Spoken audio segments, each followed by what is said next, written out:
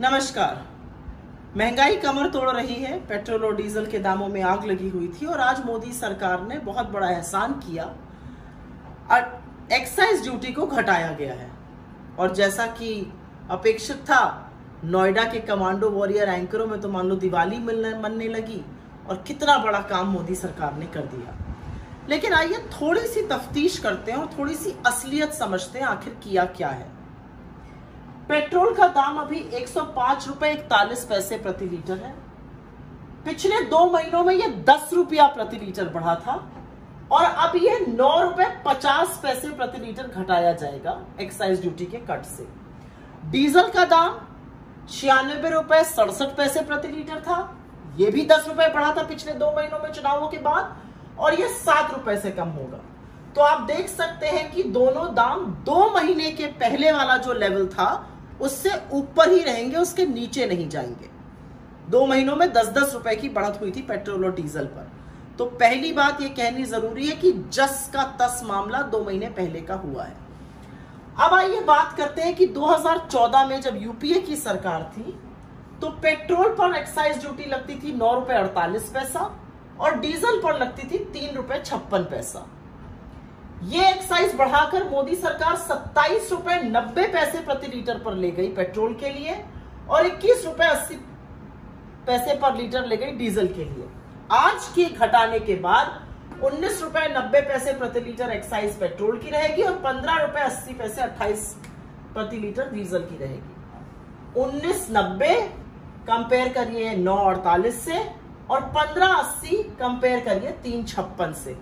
इस तरह से पैसा वसूली हो रही है और ऐसे ही 27 लाख करोड़ रुपए सरकार ने कमाए हैं। अब अगली बात करते हैं, एक्साइज ड्यूटी आखिर भला क्या है और इसमें क्या क्या कंपोनेंट होते हैं। एक्साइज ड्यूटी में एक सेंट्रल बेसिक एक्साइज होती है जो राज्यों के साथ साझा करती है केंद्र सरकार। एक होती है स्पेशल, एडिशनल और सेस।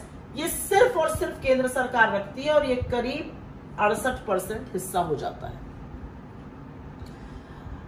कम क्या हुआ है आज कम हुआ है सेंट्रल बेसिक एक्साइज, मतलब जो राज्यों के साथ साझा होनी थी वही कम हुई है। तो ये जो तमाम लोग कह रहे हैं राज्य भी कम करे, राज्य भी कम करे, उनको सबसे पहले एक बात समझ में आने वाली ये है और वो अंतिम बात है कि 1 रुपए की अगर बेसिक सेंट्रल एक्साइज कम होती है तो सेंटर का 59 पैसा और स्टेट्स ने 41 पैसा कम ऑलरेडी कर दिया है, क्योंकि ये पैसा, ये शेयर स्टेट्स को जाता। और जो लोग वैट का बार बार नाम ले रहे हैं उनको मैं ये बताना चाहती हूं कि वैट एक एड वैलोरम टैक्स होता है, वो एक्साइज पे डिपेंड करता है और अगर एक्साइज कम हुई तो वैट अपने आप कम होगा।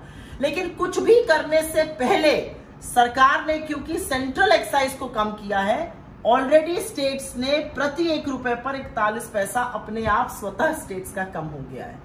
तो इस माया जाल को समझने की इसलिए जरूरत है क्योंकि ये लोग ये नहीं बताएंगे कि पेट्रोल और डीजल के दामों में आग क्यों लगी। ये कहेंगे वैश्विक दिक्कतें हैं। ये दाम क्रूड ऑयल के $20 प्रति बैरल पर भी आए थे, तब भी रियायत नहीं दी गई थी।